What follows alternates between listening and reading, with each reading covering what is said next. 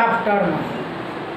तो पिछले क्लास में किसी कारण से कैमरा ऑफ हो गया, जिसके कारण हम अंत तक नहीं पहुंच पाए थे। तो देखिए, जहां तक पहुंचे थे वहीं से पुनः हम पढ़ाना शुरू करते हैं। तो लिखे थे हम, ये जो रेट एवरेज होता है, ये रेट एवरेज कहते जी delta C by delta T, ये रेट एवरेज होता है। और ये रेट इंस्टेंटेनियस जो होगा D C by D T होगा। तो रेट एवरेज हुआ delta C by delta T, rate instantaneous हुआ डी सी बाय डी। अब देखिए, इसको देखिएगा, ये समंदरन है जिसका मात्रक हम पिछले क्लास में बताए थे मोल प्रति लीटर। तो मोल प्रति लीटर बटे सेकेंड, मोल पर लीटर पर सेकेंड। तो सी हो गया मोल पर लीटर, टाइम हो गया सेकेंड। तो देखिए, ये मात्रक हो जाएगा, ऊपर हो गया क्या मोल पर लीटर, नीचे हो गया सेकेंड। तो देखिए, ये हो गया मोल पर लीटर पर सेकेंड। तो इस तरह से देखिए आप कह सकते हैं ये रेट का मात्रक जो होता है, रेट का मात्रक मोल पर लीटर पर सेकेंड या मोल पर लीटर पर सेकेंड होता है। ये बहुत बार पूछा जा चुका, पूछते रहता है रेट का मात्रक क्या होता है। तो रेट का मात्रक होता है मोल पर लीटर पर सेकेंड, ये रेट का मात्रक होता है। अब देखिए, इसी को हम लोग लगाते हैं केमिकल रिएक्शन के लिए। तो आइए देखते हैं, इक्वेशन डेवलप करते हैं हम लोग केमिकल रिएक्शन के।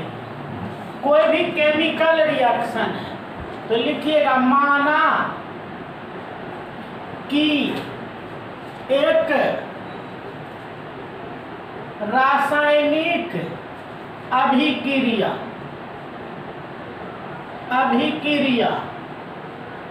निम्न है। तो माना कि एक रासायनिक अभिक्रिया निम्न है। तो मान लो हम लेते हैं ए से बी बनाते हैं, ए से बी बनाते हैं। ये आप जानते हैं रिएक्टेंट, यह रिएक्टेंट और ये देखो क्या है प्रोडक्ट। इसी को आप अभिकारक कहते हैं, अभिकारक कहते हैं, और इसको उत्पाद कहते हैं, यही नहीं। तो आप जानते हैं ये क्या होता है, ये समय के साथ घटेगा, ये समय के साथ क्या होगा घटेगा, लेकिन यह क्या होगा समय के साथ बढ़ेगा। तो ये बढ़ते जाएगा और ये घटते जाएगा। अब देखिए, ये चूंकि घटते जाएगा तो इसके लिए अगर हम लिखते हैं फोर रिएक्टेंट। अब देखिए, रिएक्टेंट के लिए लिखते हैं, अगर रिएक्टेंट के लिए हम लिखें तो देखो, अगर हम रेट एवरेज की बात करें तो चूंकि ये घटते जाता है, तो घटते जाता है इसलिए देंगे माइनस, घटते हुए को दर्शाने के लिए देंगे माइनस। माइनस क्या, तो delta active mass of A बटा डेल्टा टी।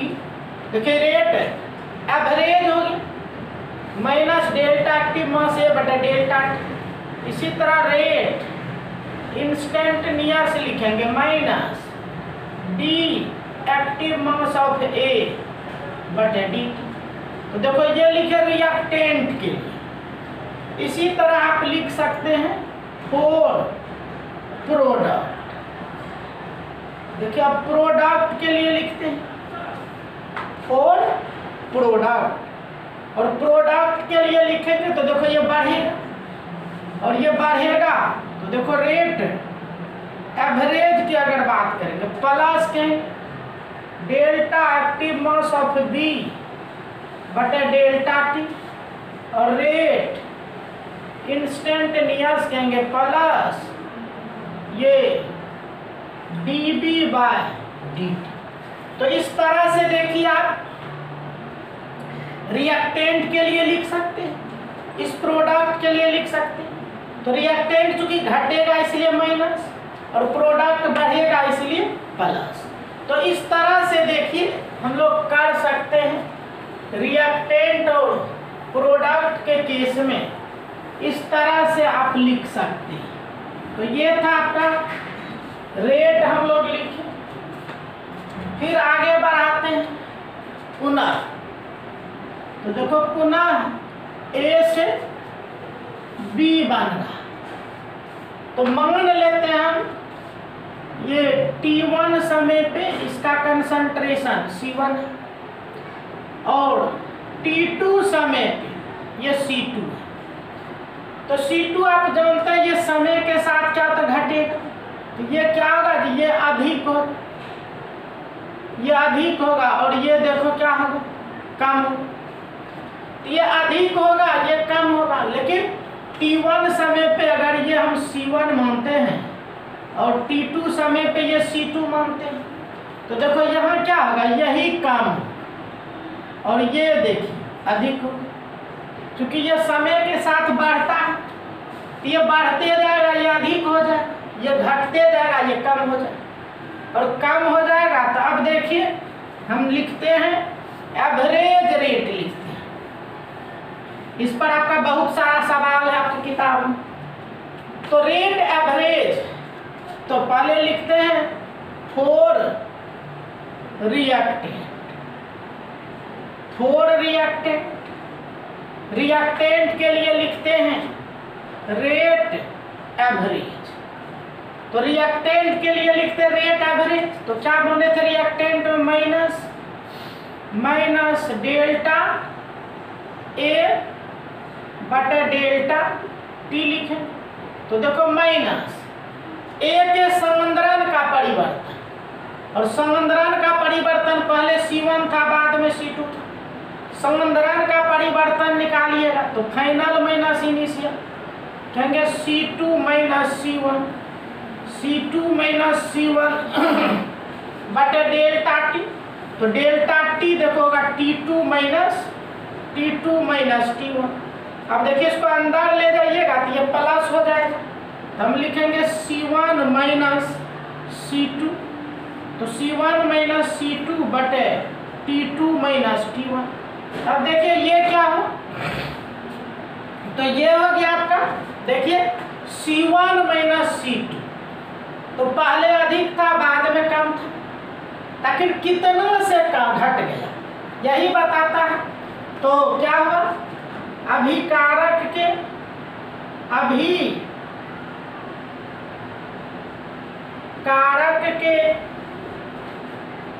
संवंद्रन में कमी, कितना कमी हुआ तो लिखे अभिकारक के संवंद्रन में कमी। यह अभिकारक के संवंद्रन में कितना कमी हुआ, संवंद्रन में कमी बटे लगा समय। तो इस तरह से देखिए अभिकारक के संवंद्रन में यह कमी है। जैसे मान लो शुरू में ये 30 था बाद में 10 हो गया, तो देखो 30 में 10 कितना कमी हुआ, 20 का कमी हुआ। कैसे निकला, तो C1 माइनस C2, 30 माइनस 10 कीजिएगा आ जाए। तो ये हुआ किसके लिए, फॉर रिएक्टेंट। तो इसी तरह से देखिए जैसे हम रिएक्टेंट के लिए लिखे उसी तरह से देखिए अब लिखेंगे प्रोडक्ट के लिए, फॉर प्रोडक्ट। अब देखिए प्रोडक्ट के लिए लिखते हैं रेट एवरेज, तो देखो क्या लिखेंगे माइनस डेल्टा ये बी बटे डेल्टा टी, और डेल्टा बी देखो ये फिर क्या होगा माइनस ये प्रोडक्ट न है और प्रोडक्ट, तो प्रोडक्ट तो बढ़ते जाता है इसलिए पॉजिटिव होगा, ये पॉजिटिव होगा, और पॉजिटिव होगा ये तो पॉजिटिव डेल्टा बी बटे डेल्टा टी। तो देखो क्या करेंगे ये, तो ये करेंगे चेंज निकालिए C2 minus C1, C2 minus C1 बटे T2 माइनस T1। तो इस तरह से देखिए हमारा निकल गया, इस तरह से हमारा निकल गया ये क्या, तो वृद्धि देखिए C2 minus C1, C2 minus C1 ये अधिक है ये कम है। तो मान लीजिए बाद में ये 30 हो जाता है और ये शुरू में 5 था, तो C कितना वृद्धि हुआ 25। तो देखिए क्या कहेंगे हम, उत्पाद के संवरण में वृद्धि, कहेंगे उत्पाद के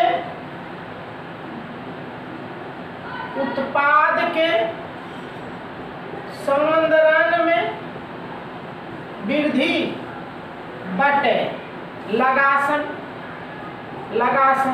यही देखो निकला। तो कितना वृद्धि हुआ और कितना समय लगा वो हम लोग निकाल। तो इस तरह से देखिए हम लोग सवाल बना सकते हैं, रेट ऑफ रिएक्शन पे आधारित सवाल हम लोग बना सकते हैं। तो ये देखिए रेट ऑफ रिएक्शन पर आधारित इक्वेशन, एवरेज कैसे निकालिएगा आप रेट, तो उसी की बात हो रही थी। अब चलिए मेन पॉइंट दी और लिखिए रेट एवरेज इक्वेशन। तो रेट एवरेज इक्वेशन, तो रेट एवरेज इक्वेशन तो लिखिए माना कि एक सामान्य रिएक्शन निम्न है। तो माना कि एक सामान्य रिएक्शन निम्न है, तो देखो ये reaction AA BB XX Y, माना कि एक सामान्य रिएक्शन निम्न है, ये सामान्य रिएक्शन। तो लिखिएगा इस रिएक्शन के लिए रेट एवरेज का इक्वेशन निम्न हो। तो देखिए रेट एवरेज का इक्वेशन अब लिखना हमको, तो रेट एवरेज का इक्वेशन लिखते हैं। और रेट एवरेज का इक्वेशन तो देखो ये रिएक्टेंट है वो प्रोडक्ट, ये तो घटते जाएगा लेकिन वो दोनों बढ़ेगा, तो घटते जाएगा। तो देखिए करना क्या है कि रेट एवरेज इक्वल टू, ये रिएक्टेंट है घटेगा, लेकिन जो को घटेगा तो माइनस हो, और जो कोफिशिएंट होगा उसको इस तरह से लिख दीजिएगा बटा के, को माइनस चूंकि घटेगा इसलिए माइनस, कोफिशिएंट को बटा के रूप में लिखें। उसके बाद क्या डेल्टा A बटा डेल्टा T हो। इस तरह से देखो, इसी तरह फिर देखो इसको लिखेंगे माइनस 1/B क्या डेल्टा B बटा डेल्टा T।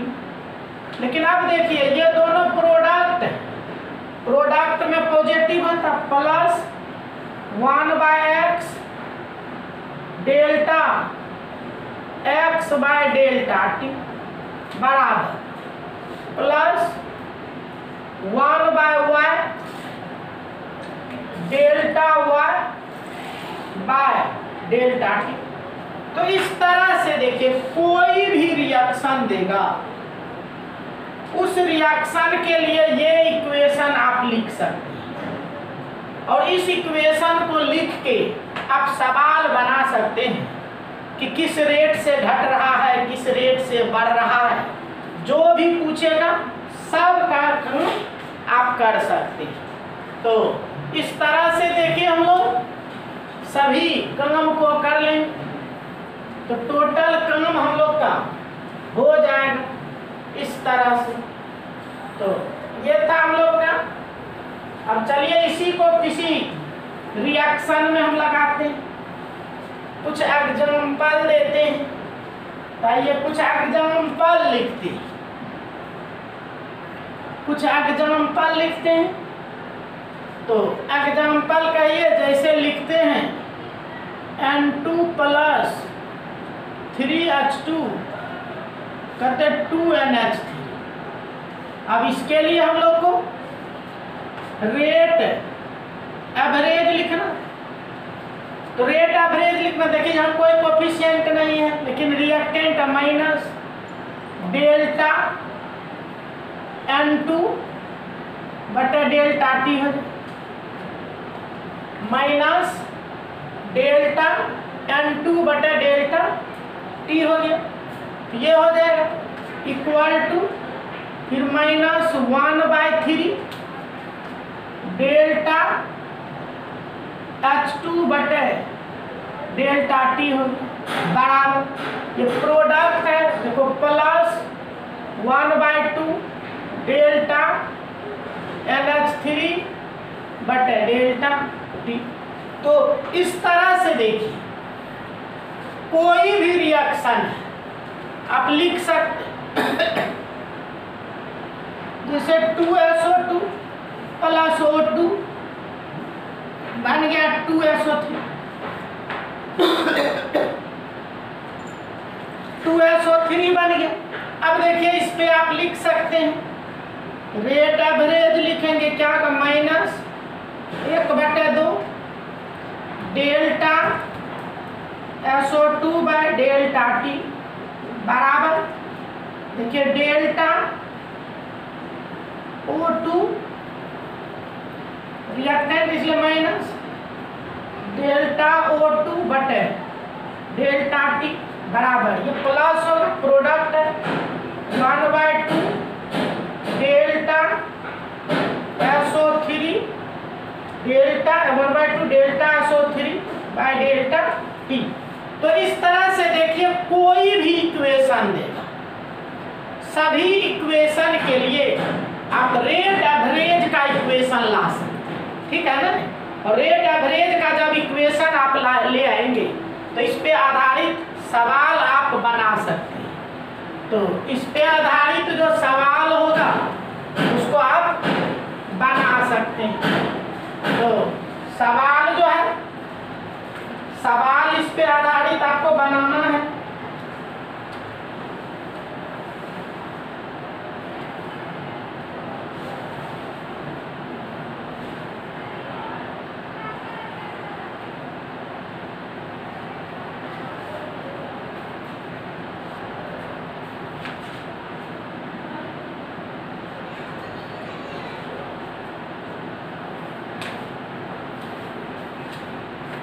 तो इन प्रॉब्लम्स को आप बनाइएगा। प्रॉब्लम्स बनाना है 97 पेज पर 4.1 बनाइएगा, 99 पर 4.2 बनाइएगा, और ये 100 पर 4.1 और 4.2। ये 4 सवाल आप अभी तक जो हम थ्योरी बताए उस थ्योरी पे आधारित ये 4 सवाल को आप बना सकते हैं।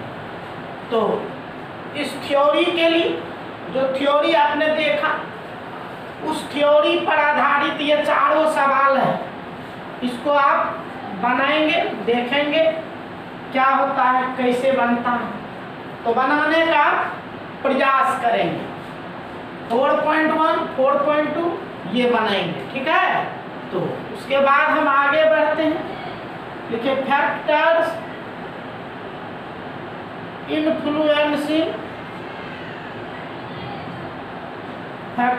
Influencing rate of reaction.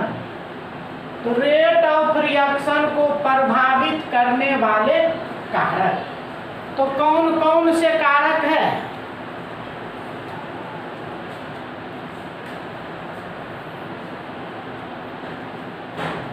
तो कहते factors influencing rate of reaction.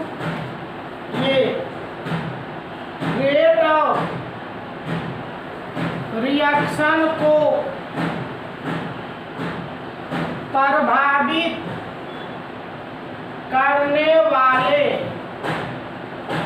कारक। तो रेट ऑफ रिएक्शन को कौन कौन से कारक प्रभावित करता, उसी की बात करें। तो लिखिएगा रेट ऑफ रिएक्शन को निम्न कारक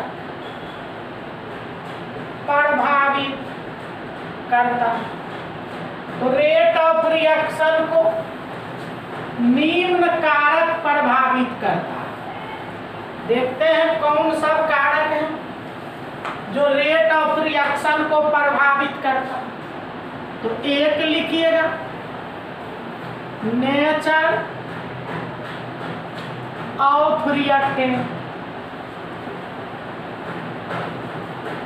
नेचर ऑफ रिएक्टेंट। दो लिखिएगा physical state of, physical state of reactant, physical state of reactant. तीसरा लिखिएगा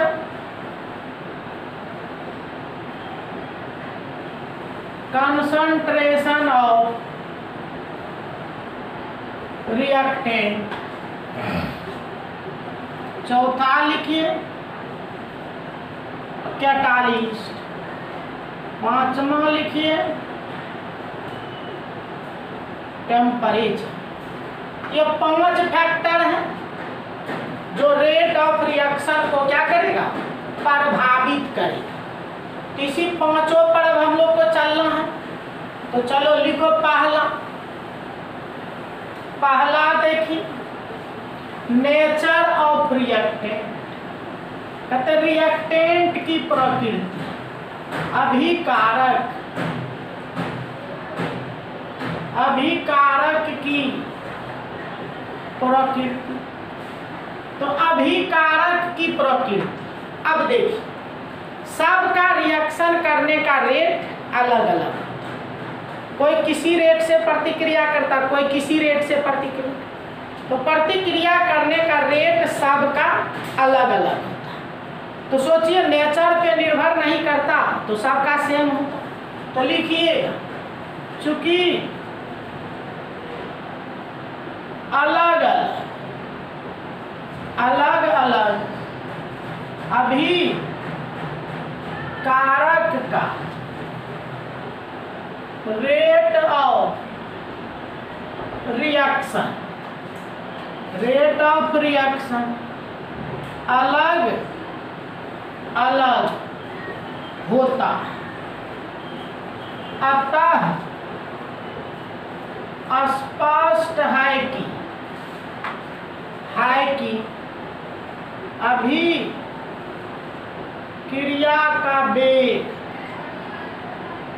अभी कारक के, अभिक्रिया के वेग अभिकारक के प्रकृति पर निर्भर करता। तो पता चल गया अभिक्रिया का वेग अभिकारक के प्रकृति पर निर्भर करता।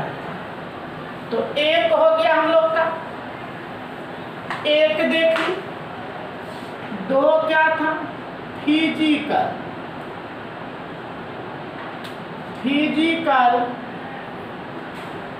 State of reactant, physical state of reactant. तो फिजिकल स्टेट भौतिक अवस्था कहते हैं, अभिकारक की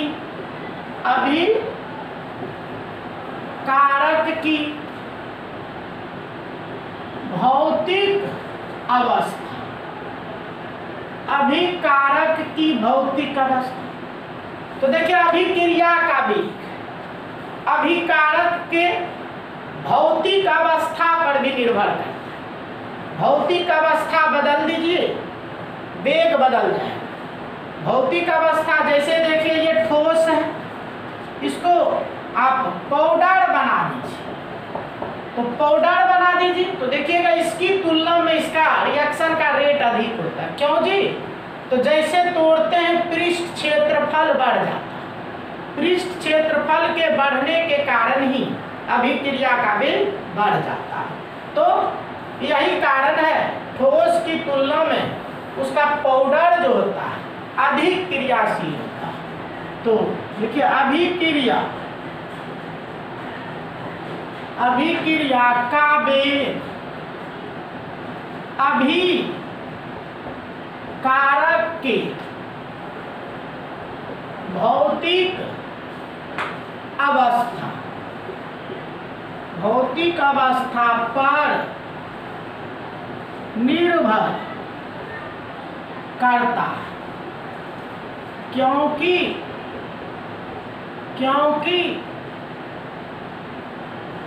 पदार्थ के पृष्ठ क्षेत्रफल को बढ़ा देने पर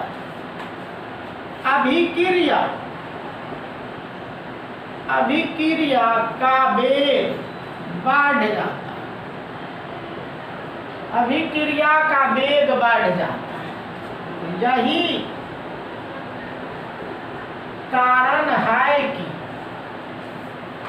यही कारण है कि किसी भी ठोस की तुलना में उसका